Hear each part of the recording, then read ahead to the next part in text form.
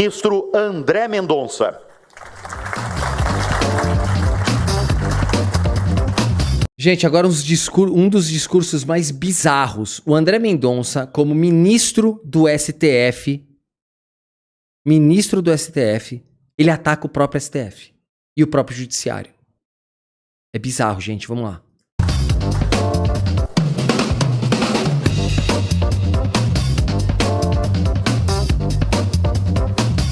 Bom dia, senhora. E, gente, é o seguinte, esse negócio de ir para os Estados Unidos, hoje, ir para os Estados Unidos e deixar o teu dinheiro lá nos Estados Unidos hoje seria vergonhoso. Eu não teria nenhum incentivo hoje para ir para os Estados Unidos. Porque o que está acontecendo é bizarro. Só que a gente tem que lembrar que os Estados Unidos não são Trump.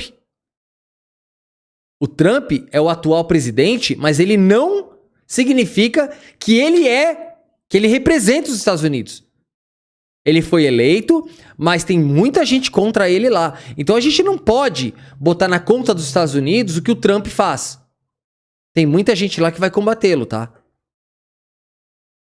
Senhoras e senhores, meus parabéns ao LIDE e cumprimento nesse sentido o fundador, João Dória, também a querida amiga Andréa Repsol, pela organização e por nos convidar e proporcionar esse grande momento, esse grande evento, encontro no qual nós podemos debater o Brasil e debater o futuro do nosso país. Minha saudação a todas as autoridades, governadores, líderes de partido, senadores, deputados, prefeito, todos aqueles que nos acompanham, empresários e lideranças econômicas do nosso país e do Rio de Janeiro, na pessoa do governador do estado do Rio, governador Cláudio Castro. O tema da minha fala é o fortalecimento do Estado de Direito. Falar em Estado de Direito, a partir dessas duas expressões, Estado nos remete às instituições. Olá, se liga. O Estado de Direito foi concebido a partir da ideia de um sistema institucional de freios e contrapesos. Na nossa Constituição se fala em independência e harmonia entre os poderes, o que demanda um equilíbrio institucional e demanda mais do que isso. Demanda instituições justas e instituições responsáveis com a sociedade e com o bem comum. Na perspectiva do direito, significa que esse Estado é o Estado onde as leis governam. Gente, o nosso querido Ricardo Fião, tá? Olha aqui, ó. Primeiro a nossa querida Andréa Reis, ela mandou um superchat, ela escreveu assim: Nossa, o Vitor está sofrendo um ataque dos americanos dos condados de Bauru e Sorocaba. Muito bom. Tá cheio de americano aqui, né, Andréia? Ai, maravilhosa. Os americanos de Sorocaba. O Ricardo Fião, querido, ele acabou de dar 10 assinaturas pro canal, gente. O Ricardo Fião é nosso top também. Um beijo, Ricardo Fião. Obrigado, meu irmão, por você estar aqui. Tava com saudade de você, querido. Obrigado. E a Camille Claudel, ela mandou um superchat, ela escreveu assim: Quem sabe das coisas é o Ariano Suassuna, sobre os Estados Unidos. Ele tem uma história que a perua dividia o mundo entre quem foi pra Disney e quem não foi. Eu lembro disso aí. Esse vídeo é maravilhoso dele, né? E depois ele fala do som Sounds Volcane. É muito engraçado ele falando. Muito bom mesmo. Vamos lá. Não é mais a vontade pessoal, não são mais os interesses individuais, mas a governança e o império está na lei. É o Estado onde a racionalidade deve estar presente, onde a lei e a racionalidade funcionam como um fator de estabilidade e não de crise. É o Estado onde o arbítrio deve ser contido e a justiça deve estar presente. Luigi Ferrajoli, o pai do garantismo, escreveu um artigo em 2001, o que demonstra que sua visão não era circunstancial, mas uma reflexão que nos faz refletir no dia de hoje. Dizia ele nesse artigo, onde falava sobre o passado e o futuro do Estado de Direito, que o Estado de Direito está em crise. E por que Ferrajoli dizia que o Estado de Direito estava em crise?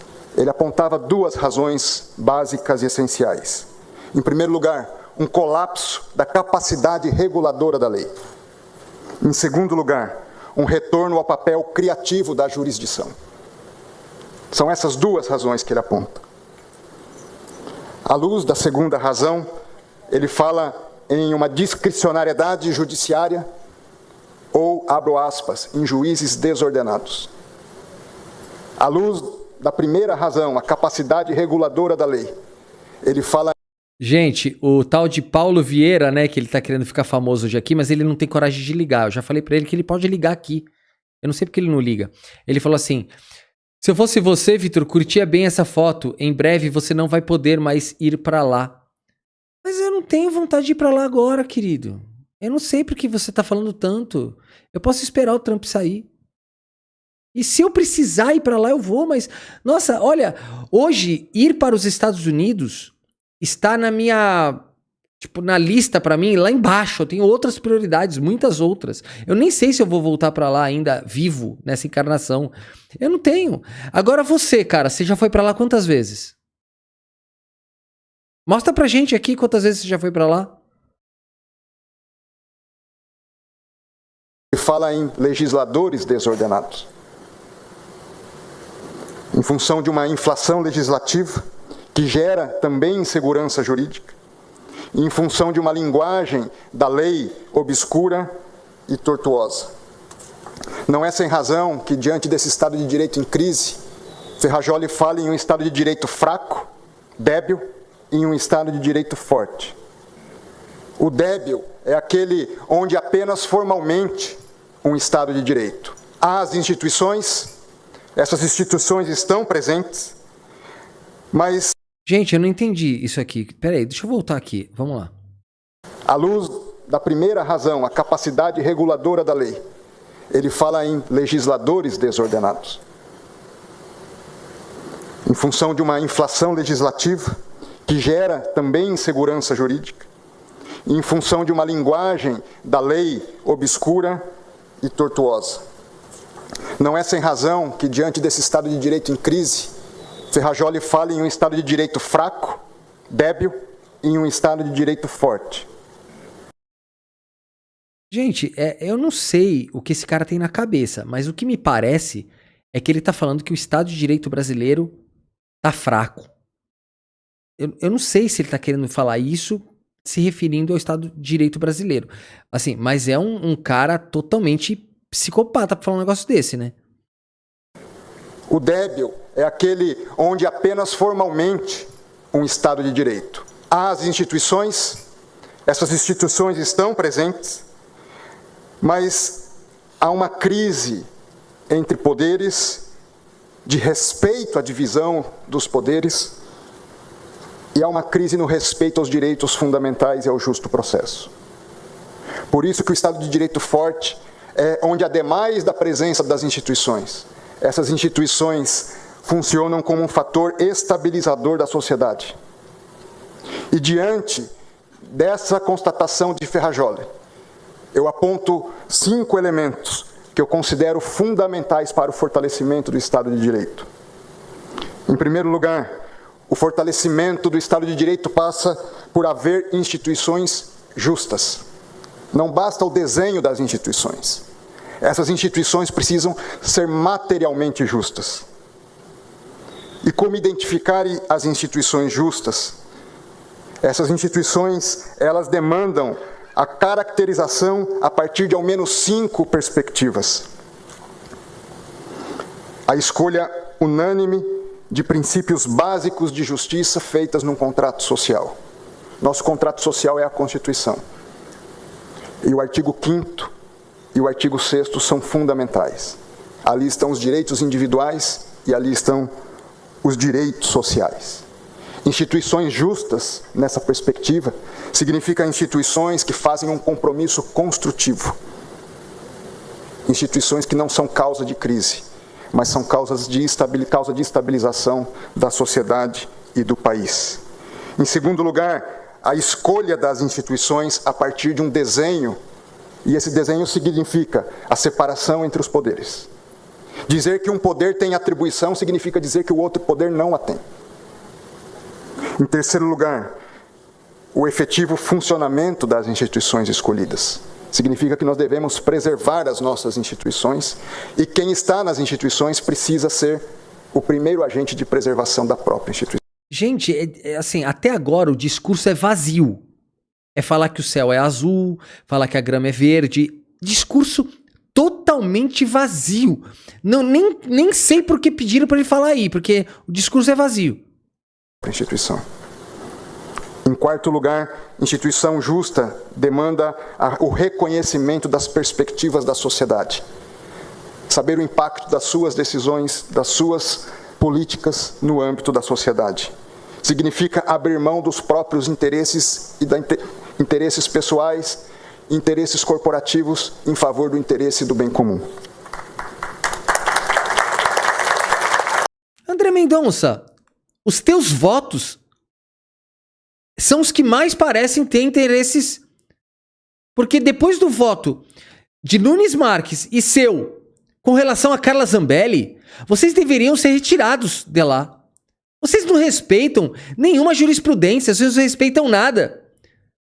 Os atos de Carla Zambelli são claros, notórios. Qualquer pessoa que não tem nenhum tipo de conhecimento jurídico percebe que o crime foi cometido. E você votou a favor de Carla Zambelli. É inacreditável, gente. Em quinto lugar, significa que se algo não está dando certo, é preciso haver uma reflexão séria de reforma das instituições. Não apenas uma reforma administrativa, mas uma reforma do Estado, que perpasse executivo, legislativo, judiciário, Tribunal de Contas, agências reguladoras, a fim de haver estabilidade e organicidade na sociedade brasileira. Segundo ponto, além de instituições justas, o fortalecimento do Estado de Direito passa pelo fortalecimento do princípio da legalidade. Ferrajoli fala que... Tem um cara chamado Gilmar Schuster. Ele tá com o bumbum dando bote, mas ele não liga aqui. Gilmar Schuster, o meu telefone tá na tela. Eu atendo você ao vivo aqui. Vamos discutir.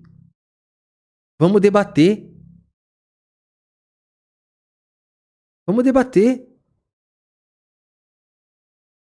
Gente, olha o que ele escreveu, Gilmar Schuster, olha lá. Tu só mostra a narrativa e faz cortes do que te interessa.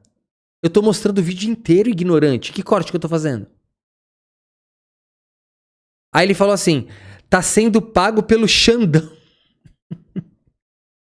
Olha, eu bem que queria, cara. Putz, eu bem que queria. Cara, olha, vocês estão fazendo aqui algumas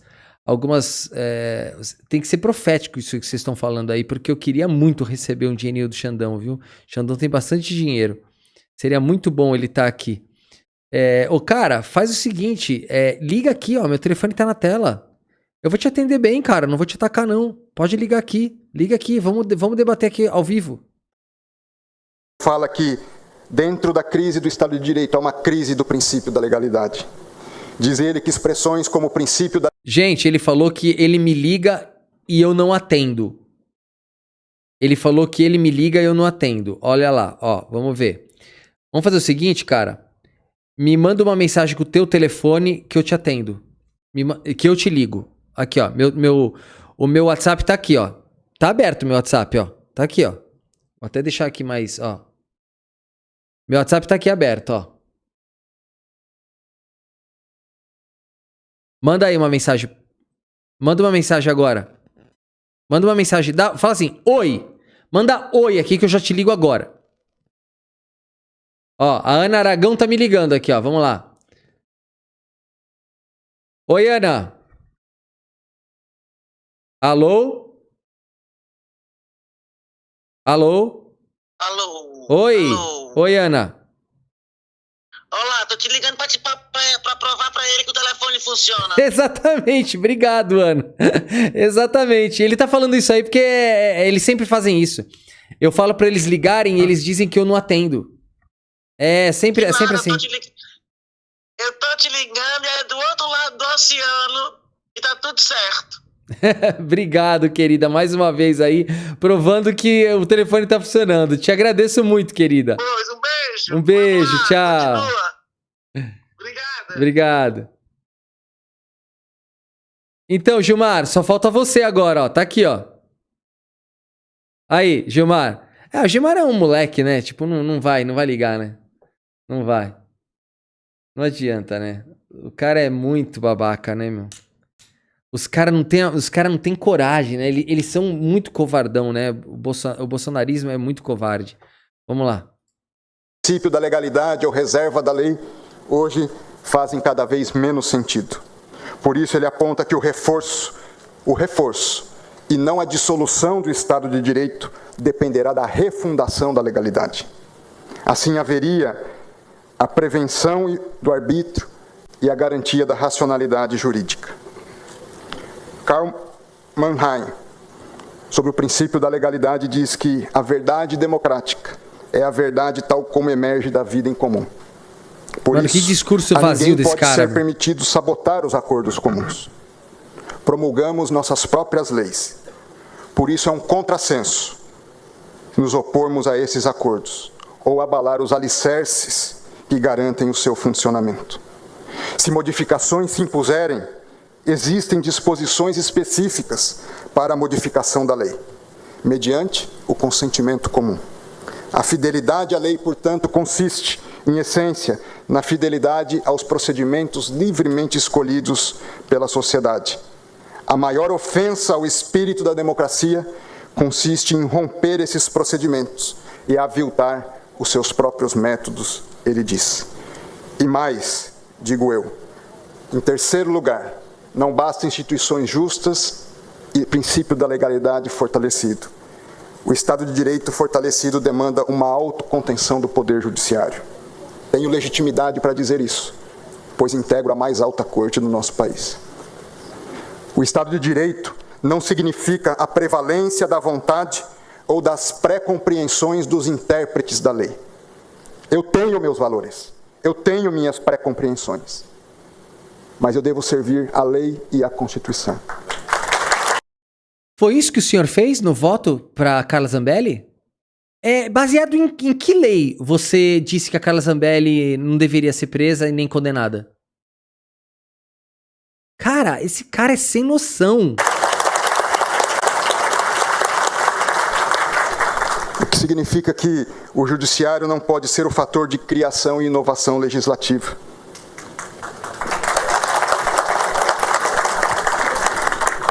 O Estado de Direito impõe a autocontenção, o que se contrapõe ao ativismo judicial. O ativismo suprime, desconsidera e supera os consensos sociais estabelecidos pelos representantes periodicamente eleitos pelo verdadeiro detentor do poder, que é o povo. O ativismo judicial implica no reconhecimento implícito de que o judiciário tem a prevalência sobre os demais poderes. O ativismo implica na superação da vontade democrática, cujo consenso legítimo pode ser decidir, mas também pode ser não decidir. O ativismo judicial implica no enfraquecimento e na superação do princípio democrático. E o ativismo judicial... Gente, eu queria saber por que esse cara tá falando... Ó, isso aí é um ataque tão covarde à Suprema Corte e a tudo que a gente tá passando, porque ele tá falando de ativismo judicial no momento em que o Brasil tá sendo atacado de forma covarde por um outro país, que pessoas tentaram golpe de Estado no nosso país. E ele tá falando de ativismo judicial, tentando enfraquecer o judiciário. Mas a gente já vai ver a resposta do ministro Alexandre de Moraes, que passou um trator nesse ignorante aí. Judicial implica no reconhecimento implícito, ainda que não desejado, do enfraquecimento dos demais poderes. Olha lá. Se é verdade... Ele fica admirando as palmas, né? O cara é muito bizarro, né? Ele olha assim as palmas, ele... Tipo, cara, é muito ridículo, gente. Que o Estado de Direito forte, que nele o judiciário tem a prerrogativa de dar a última palavra. E essa é uma verdade. Mas no Estado de Direito forte, o Poder Judiciário não tem a prerrogativa de dar a primeira e a última palavra. Essa situação... Não, quem é que dá a última palavra, então? Não entendi. Não é o judiciário que dá a última palavra? Quem é que dá a última palavra? Gente, o cara não fala nada com nada. Passa a impressão de vivermos não em um Estado democrático de direito, mas em um Estado judicial de direito. Por isso, ao invés de fortalecer a democracia, o ativismo a uma só vez é sintoma e causa do seu enfraquecimento. É sintoma porque se parte do pressuposto de que os demais poderes não estão funcionando adequadamente. E pode ser que isso seja verdade. Mas também é causa, porque impede o indispensável amadurecimento dos demais poderes, que se sentem desobrigados a assumir as suas próprias responsabilidades, a partir das legítimas pressões exercidas pela sociedade, a fim de legislarem, ainda que tomando decisões difíceis, e a fim de construírem por o bem comum. Mas também, em quarto lugar, o fortalecimento do Estado de Direito passa pela garantia do justo processo. O justo processo impõe apenas, ao menos 2 níveis para as vozes presentes na sociedade. Em segundo lugar, além da imparcialidade, o justo processo demanda uma avaliação racional e reflexiva. Amartya Sen, ganhador do Prêmio Nobel da Paz, Prêmio Nobel de Economia e autor de um livro, A Ideia da Justiça, diz que a justiça é uma questão de racionalidade, que a análise correta demanda a consideração dos interesses nacionais numa perspectiva global, demanda uma atuação responsável e demanda a consideração mais ampla possível do bem comum e do interesse público. Dentro dessa perspectiva, eu passo para o quinto elemento que eu considero fundamental para o fortalecimento do Estado de Direito, que o fortalecimento passa pela garantia das liberdades básicas do cidadão. Garantir as liberdades básicas significa que ninguém pode ser obrigado a fazer ou deixar de fazer algo, senão em virtude de lei. É o que diz a nossa Constituição. Significa que se deve garantir a livre iniciativa e o empreendedorismo, sem intervencionismos indevidos, não justificados, ilegais ou desproporcionais. Significa que a regulação do setor privado visa de forma conjunta e recíproca incentivar o desenvolvimento do setor regulado e, ao mesmo tempo, garantir que esse serviço seja realizado com qualidade e respeito ao direito dos seus usuários. Significa garantir que os cidadãos possam livremente... O tio Gil, ele falou assim, Vitor, você viu no título da live que cita com destaque André Mendonça e Cláudio Castro? E o Xandão? Não, é porque eles não falaram no mesmo dia. O bloco do Xandão foi outro, entendeu? Eu não sei se foi no mesmo dia ou no mesmo horário, mas depois eu vou colocar aqui o do Xandão já já, tá bom? Não foi por causa disso não, tio Gil. Mas foi bem observado por você, mas não foi por causa disso. Livremente se expressar e emitir suas opiniões, defender suas ideias sem censura direta ou indireta, isto é, sem medo de serem perseguidos por suas falas públicas ou de terem suas falas privadas expostas de maneira ilegítima. Olha aqui, ó, tá vendo? Isso tudo é contra o Moraes, tá? Olha o que ele falou aqui, ó. Ele tá defendendo, pode estar no Supremo Tribunal Federal. Olha o que ele fez. E o empreendedorismo, sem intervencionismos indevidos, não justificados, ilegais ou desproporcionais. Significa que a regulação do setor privado visa de forma conjunta e recíproca incentivar o desenvolvimento do setor regulado e, ao mesmo tempo, garantir que esse serviço seja realizado com qualidade e respeito ao direito dos seus usuários. Significa garantir que os cidadãos possam livremente se expressar e emitir suas opiniões, defender suas ideias sem censura direta ou indireta, isto é, sem medo de serem perseguidos por suas falas públicas ou de terem suas falas privadas expostas de maneira ilegítima. Então, André Mendonça, faz o seguinte, o senhor precisa vir a público e dizer que os crimes cometidos pela fala não existem mais. Porque você falando isso, pelo menos, já dá para entrar com um processo contra você por crime de responsabilidade, mostrando que você não tem condição de estar no Supremo Tribunal Federal. Então, os crimes de incitação, os crimes de apologia, isso não existe mais? Os crimes contra a honra não existem mais? Então, como é que é? Você está fazendo uma nova legislação, André Mendonça? Onde tem cerceamento de liberdade? A pessoa comete um crime através da fala, ela não é vedada de falar. ela tem uma responsabilidade que vai culminar numa pena. Se ela fizer de novo, é reincidente. Se ela fizer de novo, medidas cautelares. Porque uma hora precisa cessar o cometimento de crime.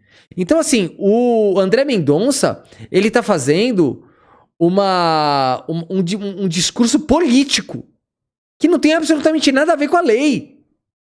Esse cara aqui é uma vergonha nacional. Nesse sentido, o ministro Celso de Mello, quando do julgamento da reclamação 18.566, deixou registrado que em diversas ocasiões ou diversas decisões que o exercício da jurisdição não pode converter-se em uma prática judicial inibitória, muito menos censória da liberdade constitucional de expressão e de comunicação. Meu Deus do céu, gente. Isso não tem apenas uma dimensão privada. Liberdade de expressão não é apenas uma dimensão de um direito individual. Ele tem uma dimensão pública. Porque sem liberdades de expressão e de opinião, não há democracia.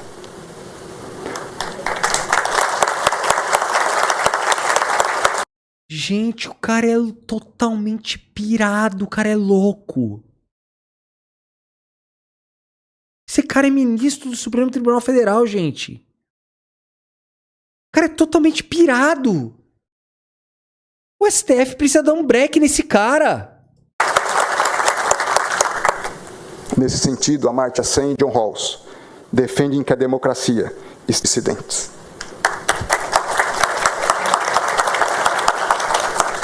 Assim, a democracia está diretamente relacionada ao livre exercício da razão pública. Não há democracia se as liberdades de expressão e de opinião estão cerceadas de maneira direta ou indireta. Ô, cara, tu tá ficando maluco? Então se eu começar a dizer aqui que você é um traficante de armas internacional, é liberdade de expressão? Se eu falo que você tá envolvido com diversos crimes, é liberdade de expressão? Esse cara é maluco, gente. Louco. Eu concluo. Como eu disse, o fortalecimento do Estado de Direito passa por haver instituições justas, pelo fortalecimento do princípio da legalidade, pela autocontenção do poder judiciário, pela garantia do justo processo e pela garantia das liberdades básicas do cidadão. E digo, para isso, nós todos, precisamos fazer um compromisso público de que o bom juiz, ele tem que ser reconhecido pelo respeito, não pelo medo. Que as suas decisões... Mano. Caraca, mano. O André Mendonça, esse é o discurso mais criminoso que eu já vi. O que tem a ver o respeito e o medo numa decisão judicial? Juiz que tem respeito é aquele que aplica a condenação sem medo. Diferente de você, que aplica o teu entendimento muito peculiar mediante a opinião pública. Você vai conforme as águas te levam. O ministro Alexandre de Moraes aplica a lei. Você é uma vergonha, André Mendonça. Uma vergonha. Esse é o discurso mais bizarro e covarde que eu já vi. Atacando o ministro Alexandre de Moraes de forma indireta. Um discurso imbecilizado, que não tem base fática, não tem base em lei. As pessoas não têm medo do Alexandre de Moraes. As pessoas têm desespero em saber que ele vai aplicar a lei.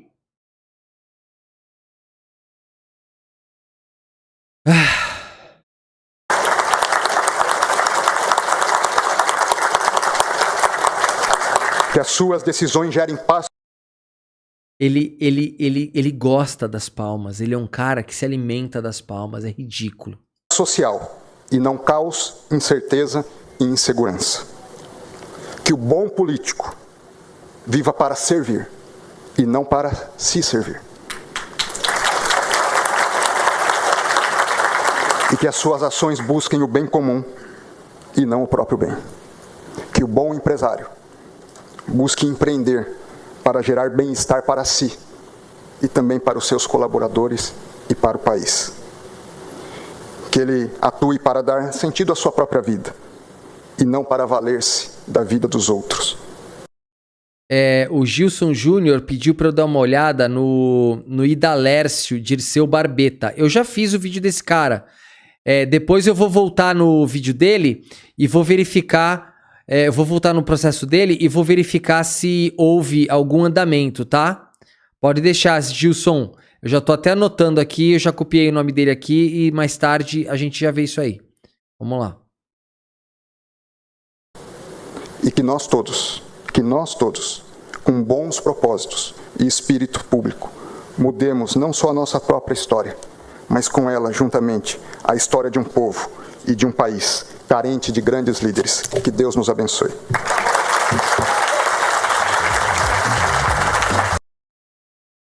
Quis atacar o Moraes, né? É uma pena pra você, né? Porque o Moraes falou também. E agora a gente vai escutar o Moraes falando.